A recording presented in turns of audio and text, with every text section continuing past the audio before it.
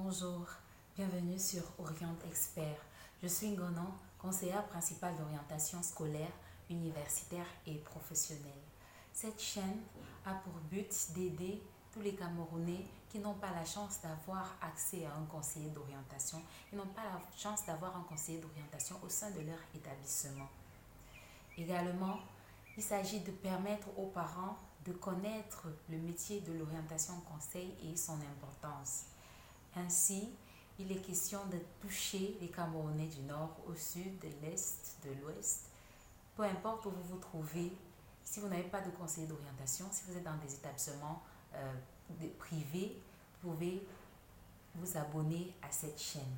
Ainsi donc, nous allons parler pour commencer de l'importance et des raisons, des raisons pour lesquelles vous devez consulter un conseiller d'orientation pour vos choix. Mais avant d'entrer dans le vif du sujet, abonnez-vous. Abonnez-vous car ça va être très intéressant. Ce sera une aventure très intéressante. Abonnez-vous, cliquez sur la cloche de notification, mettez des pouces en l'air, likez la vidéo et surtout partagez.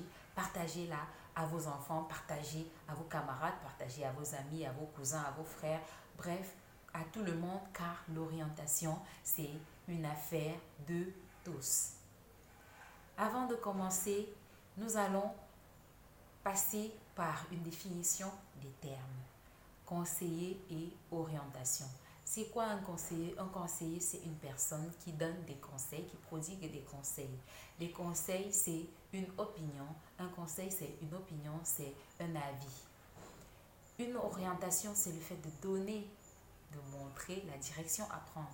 De montrer la direction à prendre à quelqu'un. De ces deux définitions, nous pouvons tirer la définition de conseiller d'orientation.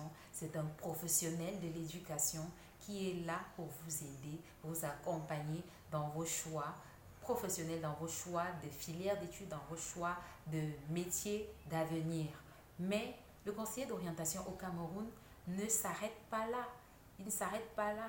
Ainsi donc, au Cameroun, depuis 2009, le cahier des charges, le cahier des charges des conseillers d'orientation a été mis sur pied, a été publié par le ministère des enseignements secondaires. Dans ce cahier de charges, il y a un certain nombre de fonctions liées au métier, au travail du conseiller d'orientation. Ainsi, le travail du conseiller d'orientation est résumé gravite autour de trois activités principales. Il s'agit des activités de formation. Oui, sachez, vous devez le savoir que le conseiller d'orientation a depuis 2009 l'obligation de faire 1 heure de temps dans ses salles de classe, 6 heures de temps par semaine. Au cours de ces 1 heure de temps, il s'agit de former l'élève, de lui apporter des informations sur les filières d'études, sur les établissements existants, sur lui-même. Il y a des modules dans le cahier des charges qui aident à la réussite scolaire, qui aident au développement de la personnalité de l'élève, etc. Donc voilà pour ce qui est des activités de formation. Nous avons également comme deuxième activité le service adapté.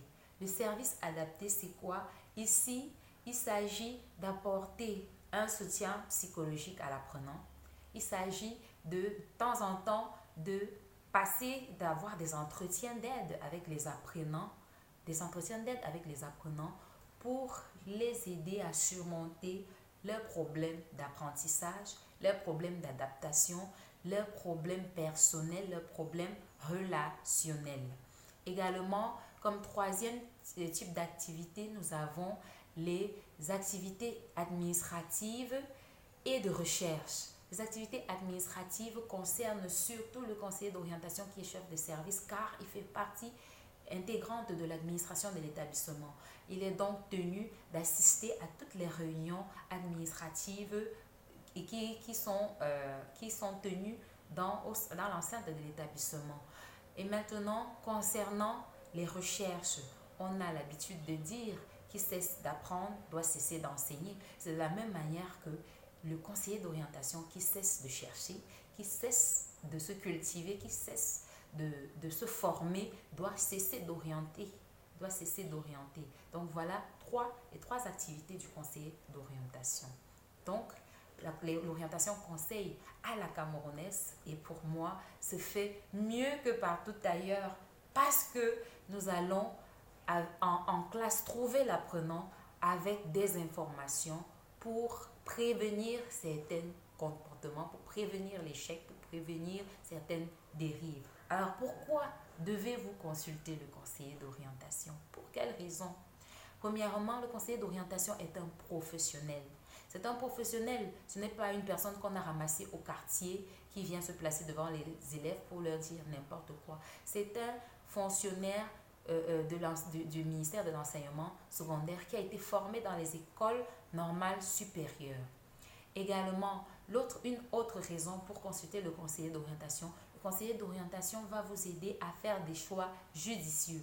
À faire des choix judicieux en tenant compte de vos aptitudes, en tenant compte de vos compétences, en tenant compte de vos intérêts, en tenant compte de vos moyens financiers ou ceux de votre famille, en tenant compte des réalités socio-économiques. C'est quoi les réalités socio-économiques? Il s'agira de savoir si tel domaine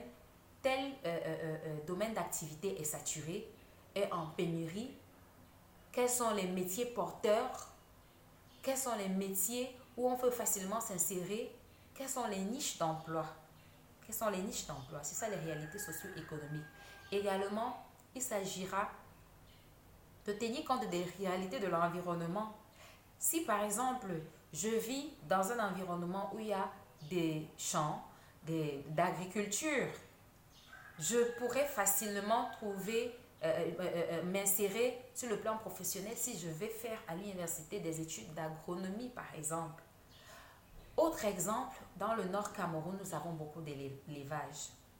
Si je fais des études de vétérinaire, je pourrais certainement m'insérer sur le plan professionnel dans cet environnement-là. Voilà ce qu'on appelle tenir compte des réalités de l'environnement immédiat de l'apprenant ou du citoyen pour l'aider à mieux s'insérer. Autre raison pour laquelle vous devez consulter le conseiller d'orientation. Le conseiller d'orientation va vous aider à éviter les pertes de temps, les pertes d'argent et à réduire votre degré, les probabilités d'échec. Pourquoi il va vous aider, dans quelle mesure, vous me direz comment ça il va vous aider à éviter les pertes d'argent, les pertes de temps. Si, simplement comme ça. Au Cameroun, nous avons des spécialistes de la navigation à vue. Je vais citer là le docteur Bomda qui a dit qui a mené des études et a observé que beaucoup de personnes s'orientent par suivisme, par imitation, par injonction parentale. Vous voyez? Donc, parce que tu as vu ta copine aller s'inscrire en droit, parce que ça fait, je ne sais pas, classe d'aller s'inscrire en droit, tu décides d'aller t'inscrire en droit. Arrivé en droit, déjà étant au lycée, tu avais du mal à retenir les dates en histoire, tu avais du mal à retenir certaines choses, et puis tu vas t'inscrire en faculté droit, où tu auras besoin de retenir pas mal d'articles, des principes juridiques et autres. Voilà, tu t'inscris en droit, ça ne marche pas la première année, tu abandonnes. Tu t'inscris en sciences économiques, ça ne marche pas, tu abandonnes. Tu t'inscris en sciences, je ne sais pas quoi d'autre, politique, ça ne marche pas, tu abandonnes. Voilà 3 années perdues à chercher le bon endroit, à chercher la bonne filière.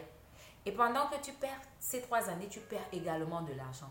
Ainsi donc, quand tu consultes le conseiller d'orientation, il va t'aider à faire des choix qui vont t'aider à gagner en temps, à éviter ces pertes de temps et à économiser ton argent.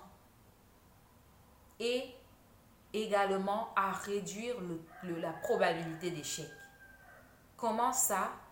Avec l'usage de certains outils qui sont à sa disposition comme les tests psychotechniques, les tests de personnalité, les tests d'intelligence et beaucoup d'autres méthodes qui peuvent aider à mieux vous connaître et à mieux savoir où vous pouvez vous épanouir. Alors, à quel moment est-ce qu'on a besoin de consulter un conseiller d'orientation? Simplement, on peut consulter un conseiller d'orientation lorsqu'on se sent perdu, lorsqu'on se trouve à un carrefour. C'est quoi un carrefour? Dans le langage de l'orientation conseil, un carrefour, c'est ce qu'on appelle les paliers d'orientation. Lorsqu'on se trouve à un palier d'orientation. Dans les pays comme la France, le palier d'orientation le plus capital, on va dire ça comme ça, là, c'est la classe de troisième. Mais pour ma part, et je pense que on ne se borne pas à ça. Et en fait, au Cameroun, il y a beaucoup plus de paliers d'orientation que ça. Car vous êtes sans ignorer que le Cameroun, avec sa diversité de culture, avec son bilinguisme, a dans son système éducatif deux sous-systèmes, anglophone et francophone. Alors, le premier palier d'orientation, ce sera celui-là. À quel niveau? Ce sera lorsque vous allez mettre au monde votre enfant.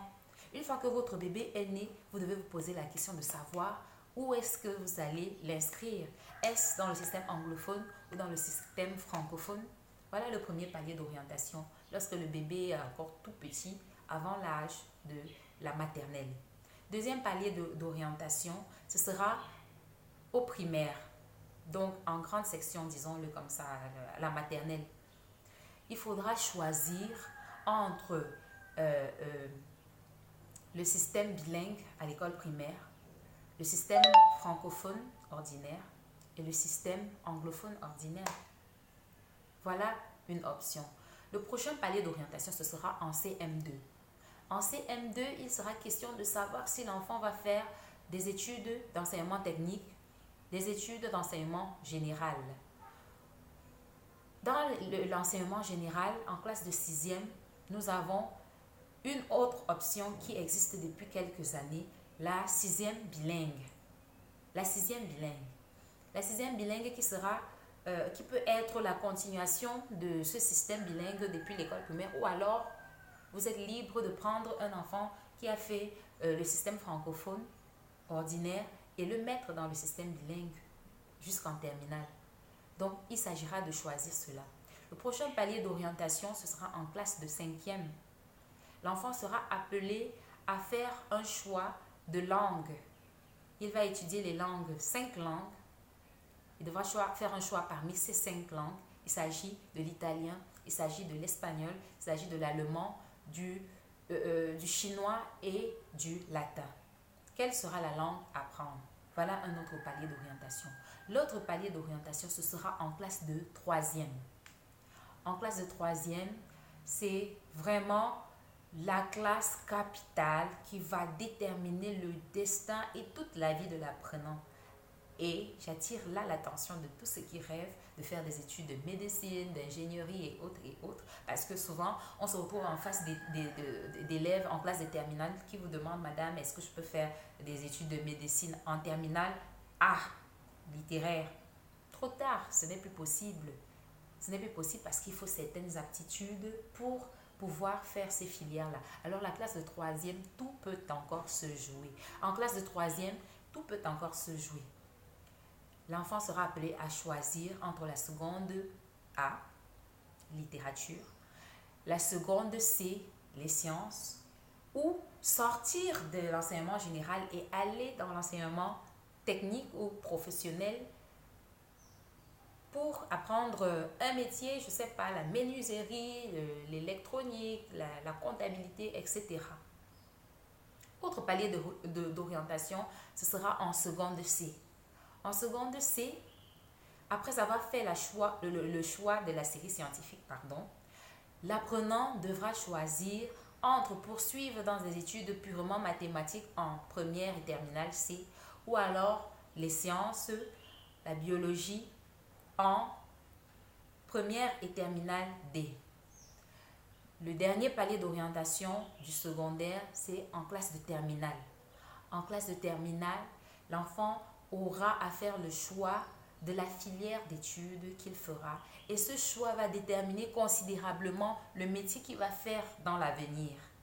Et vous êtes sans ignorer qu'il y a une pléthore de formations, une pléthore d'offres de formation dans un environnement, dans notre environnement et ailleurs. Alors, comment va se faire ce choix?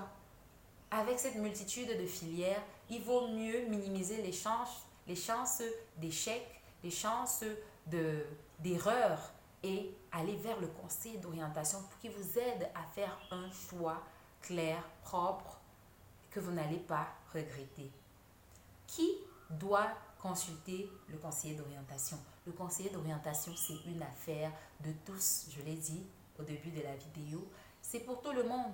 Les apprenants qui sont dans les établissements publics, privés, les étudiants, les travailleurs même. Parce que même si j'ai déjà un travail, si je ne me sens pas épanouie, si j'aimerais changer par exemple de métier, faire autre chose, je peux consulter un conseiller d'orientation pour qu'il me dise comment m'y prendre, comment me lancer. Et la loi d'orientation du 14 avril 1998 au Cameroun prévoit que les activités d'orientation doivent se faire à tout niveau, dans tous les niveaux d'enseignement. Ce qui suppose que ça devrait commencer même à partir de la maternelle. Mais malheureusement, ce n'est pas encore effectif. C'est juste pour vous rappeler à quel point l'orientation est importante, à quel point vous devez consulter le conseiller d'orientation pour faire vos choix, pour ne pas vous égarer, pour ne pas vous perdre. Alors, nous avons terminé cette vidéo. La prochaine vidéo sera consacrée aux techniques et méthodes de décèlement de vos aptitudes et de vos intérêts. Comment faire pour savoir que j'aime telle matière? Comment faire pour savoir que j'ai telle aptitude? Si vous avez apprécié la vidéo, n'hésitez pas à mettre vos 2 pouces et même vos orteils en l'air. Cliquez, partagez, abonnez-vous et à bientôt. Ciao!